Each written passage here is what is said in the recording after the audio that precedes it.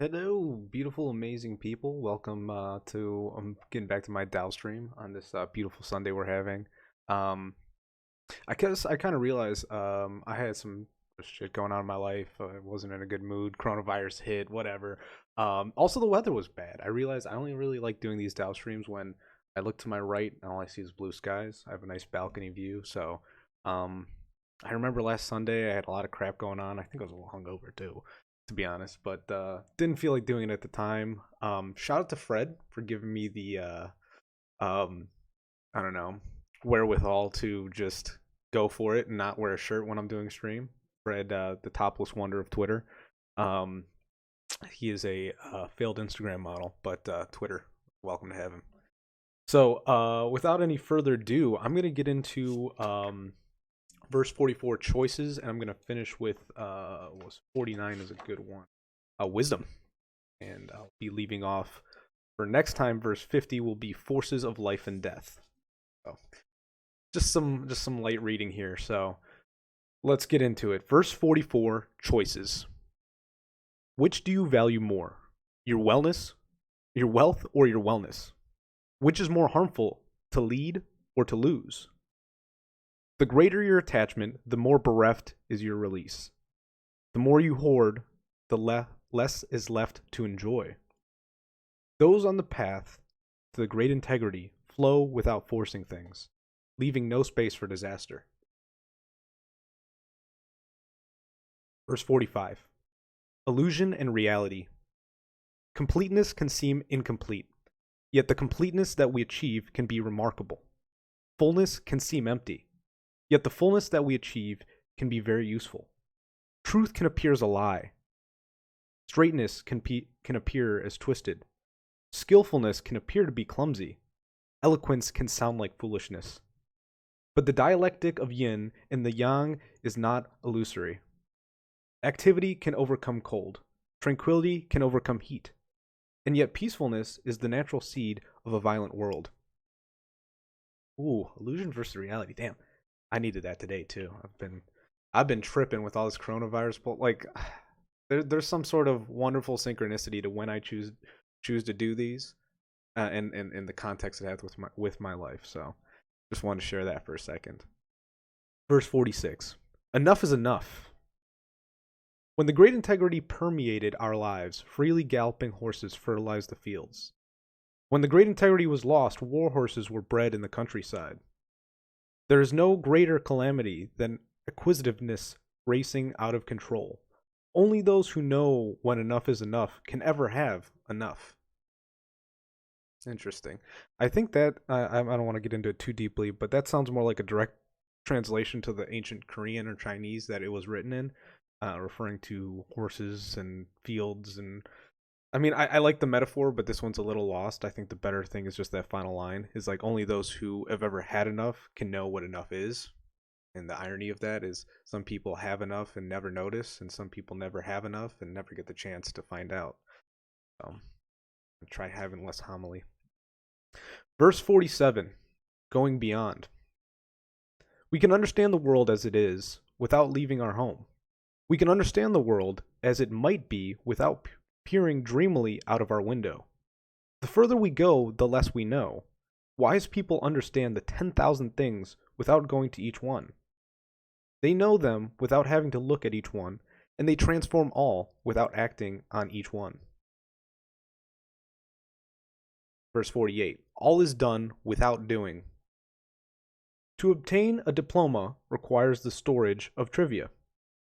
To obtain the great integrity requires their abandonment. The more we are released from vested fragments of knowledge, the less we are compelled to take vested actions, until all this is done without doing, or until all is done without doing. Butcher that. When the ego interferes in the rhythms of process, there is so much doing, but nothing is done.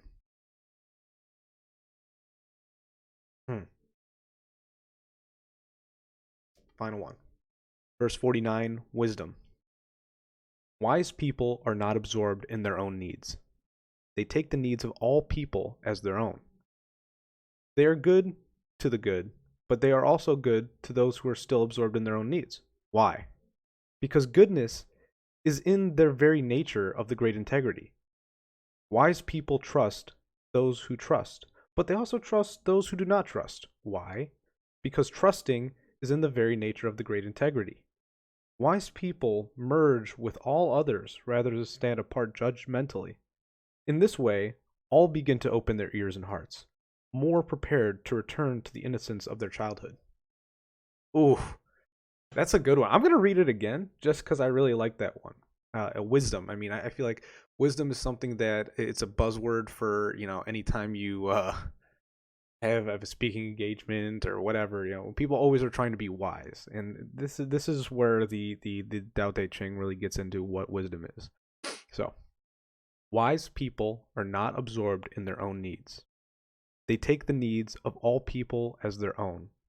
They are good to do to the good, but they are also good to those who are still absorbed in their own needs. Why? Because goodness is in their very nature of the great integrity. Wise people trust those who trust, but they also trust those who do not. Why? Because trusting is in the very nature of the great integrity. Wise people merge with all others rather than stand apart judgmentally. In this way, all begin to open their ears and hearts, more prepared to return to the innocence of childhood. I think this goes into, just to wrap up, because this is a really good one and I meant to wrap up on a good one.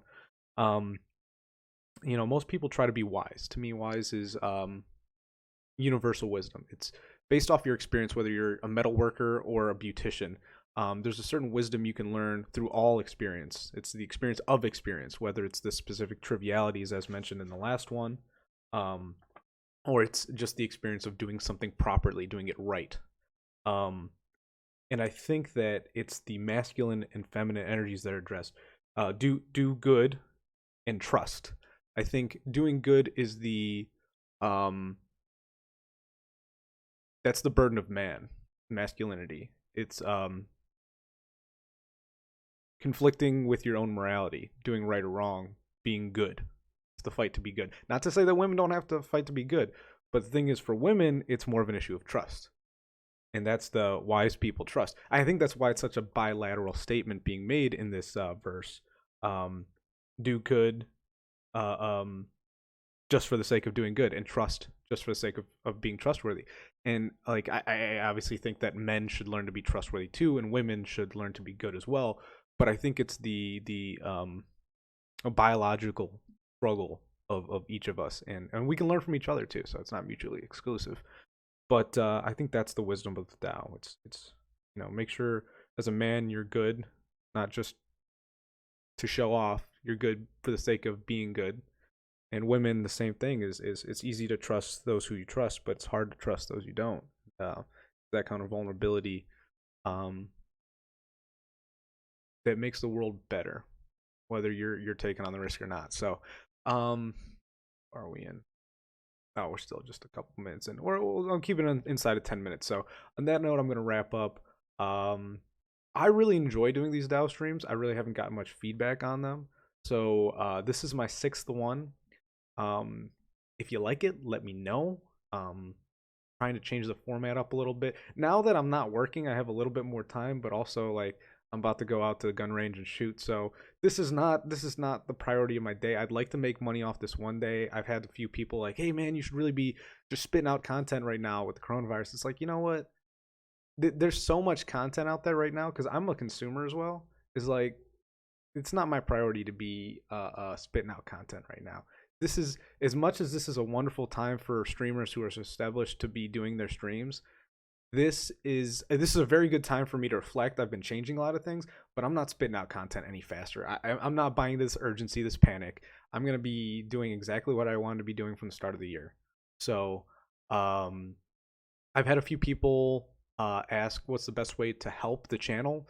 I'm actually working on a trailer now. I'm working on a few things to kind of create an umbrella of what my channel is, because I really don't have that right now. But the best way to do so is just to subscribe. Make sure you have the notification bell so that when I create content, you see it, so I don't have to tweet it out. I'm trying to get off I have to tweet every time I do something. But I'm pretty much focusing on just Twitter and YouTube for this channel.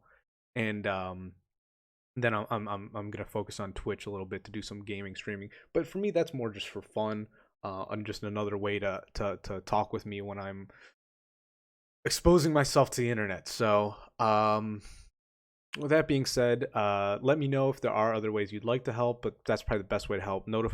Get the notifications because I don't want to be annoying the people who aren't interested in my videos. So, with that being said, have a wonderful day. Peace out. May the force be with you. I need to have some better taglines later.